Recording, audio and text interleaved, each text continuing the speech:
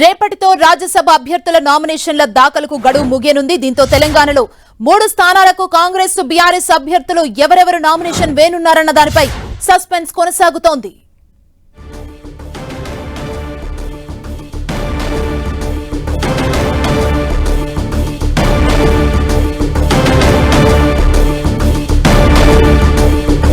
రేపటితో రాజ్యసభ అభ్యర్థుల నామినేషన్ దాఖలకు గడువు ముగియనుంది. ఇదే అంశానికి సంబంధించి తెలంగాణలో 3 స్థానాలు కాంగ్రెస్ బీఆర్ఎస్ అభ్యర్థులు ఎవరెవరు నామినేషన్ వేస్తున్నారనే దానిపై సస్పెన్స్ కొనసాగుతుంది. ఇదే అంశానికి సంబంధించి తెలంగాణ ఇన్పుట్ ఎడిటర్ కళ్యాణ్ మరిన్ని అప్డేట్స్ అందిస్తారు. కళ్యాణ్, తెలంగాణలో ముగ్గురు రాజ్యసభ ఎంపీలు అయ్యే అవకాశం ఉంది. 3 స్థానాలకు ఎన్నికలు జరగబోతున్నాయి. దీనికి సంబంధించి రేపటితో నామినేషన్ల గడువు ముగియబోతుంది. అయితే మొదటి నుంచి కూడా సోనియా గాంధీని తెలంగాణ నుంచి రాజ్యసభకు పంపించాలనే ఒక ఆలోచన కాంగ్రెస్ చేసింది. కొత్తగా అధికారంలోకి వచ్చింది సోనియా, తెలంగాణ ఇచ్చారనే ఒక సెంటిమెంట్ ని ఇక్కడ నుంచి ఎస్టాబ్లిష్ చేసుకుంటే లోక్సభ ఎన్నికల్లో కూడా అది కొంత లాభం జరుగుతుందనే ప్రయత్నం జరిగింది. లోక్సభ బరిలో లేదంటే రాజ్యసభ అభ్యర్థిగా తెలంగాణ నుంచే సోనియా వెళ్లాలని ఒక విజ్ఞాపన అసెంబ్లీ సిఎల్పి చేసింది. అదేవిధంగా నేరుగా సోనియా గాంధీని కలిసి కూడా బట్టి విక్రమార్క డిప్యూటీ ముఖ్యమంత్రి రేవంత్ రెడ్డి కూడా సోనియా గాంధీని కలిసి విజ్ఞప్తి చేశారు.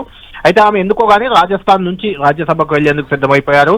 రాజస్థాన్ చేరుకున్నారు. కాసేపట్లో ఆమె రాజస్థాన్ నుంచి రాజ్యసభ అభ్యర్థిగా కాంగ్రెస్ తరఫున నామినేషన్ దాఖలు చేయబోతున్నారు.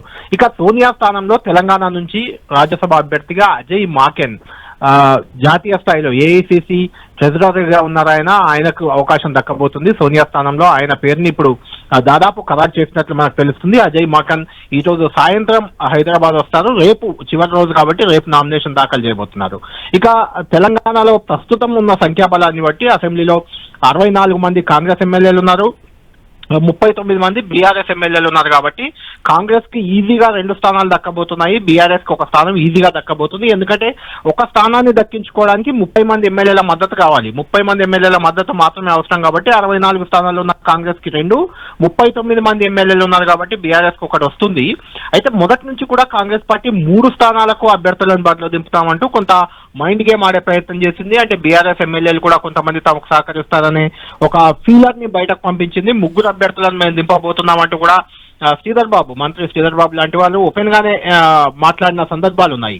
అయితే ప్రస్తుతం మాత్రం 2 స్థానాలకే కాంగ్రెస్ పార్టీ అభ్యర్థులను దింపాలనే నిర్ణయానికి వచ్చింది. మరొక స్థానం బీఆర్ఎస్ కు దక్కనుంది కాబట్టి బీఆర్ఎస్ ఒక అభ్యర్థిని దింపబోతుంది.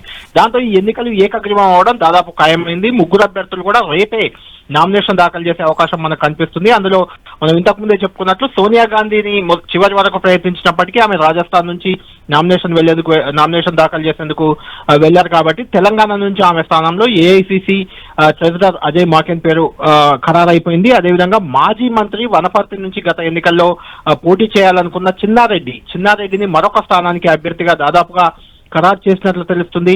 మహబూబ్ నగర్ జిల్లాకు చెందిన చిన్నారెడ్డి వనపర్తి నుంచి గతంలో ఎమ్మెల్యేగా ఉన్నారు, మంత్రిగా కూడా పనిచేశారు. తెలంగాణ కాంగ్రెస్ పోరానికి 2000 సంవత్సరంలోనే ఆయన చైర్మన్ గా ఉన్నారు. చాలా సీనియర్ నేత.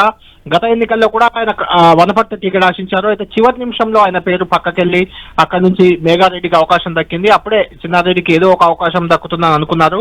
దాదాపు చిన్నారెడ్డి పేరు మరొక స్థానానికి ఖరారైనట్లు తెలుస్తుంది. అయితే ఇంకా కూడా సీనియర్ నేతలు వి హనుమంతరావు, రేణుకా చౌదరి లాంటి వాళ్ళు కూడా ఇంకా చివరి ప్రయత్నాలు చేస్తున్నారు. జానారెడ్డి కూడా, జానారెడ్డి, రేణుకా చౌదరి, వి హనుమంతరావు 3 కూడా ముఖ్యంగా రాజ్యసభ రేస్ లో ఉన్నారు. వాళ్ళు 3 టికెట్ ఆశిస్తున్నారు. తమ చివరి ప్రయత్నాలు వాళ్ళు చేస్తున్నప్పటికీ చిన్నారెడ్డి పేరే దాదాపు ఖరారు అయిపోయినట్లు మనకు సమాచారం అందుతుంది. ఇక బీఆర్ఎస్ విషయానికి వస్తే బీఆర్ఎస్ కి కేవలం ఒకే 1 స్థానం దక్కబోతుంది. ఈ 1 స్థానం కోసం మొన్నటి వరకు రాజ్యసభ సభ్యులుగా ఉన్న సంతోష్ కుమార్, అదేవిధంగా వద్దిరాజు రవిచంద్ర ఇద్దరు కూడా ప్రయత్నం చేస్తున్నారు. అయితే వద్దిరాజు రవిచంద్రకు ఉన్న అడ్వాంటేజ్ ఏంటంటే ఆయన గతంలో కేవలం 2.5 సంవత్సరాలు మాత్రమే రాజ్యసభ సభ్యుడిగా ఉన్నారు. పూర్తి సమయం ఆయనకు అవకాశం దక్కలేదు. కాబట్టి మరోసారి వద్దిరాజు రవిచంద్రకే టికెట్ దక్కే అవకాశం ఇచ్చేందుకు గులాబీ బాస్ కేసీఆర్ సిద్ధమైనట్లు తెలుస్తుంది. అయితే సంతోష్ కుమార్ టికెట్ ఆశిస్తున్నారు. దాసోజు శ్రవణ్ అంటే ఎమ్మెల్సీగా ఆయన పేరు పంపించినప్పటికీ గవర్నర్ గత ప్రభుత్వ హయాంలో పంపినప్పటికీ గవర్నర్ నిరాకరించారు. ఆయన కోర్టులో కూడా పోరాడుతున్నారు. ఈ రోజు హైకోర్టులో ఏదో ఒక నిర్ణయం రాబోతుంది.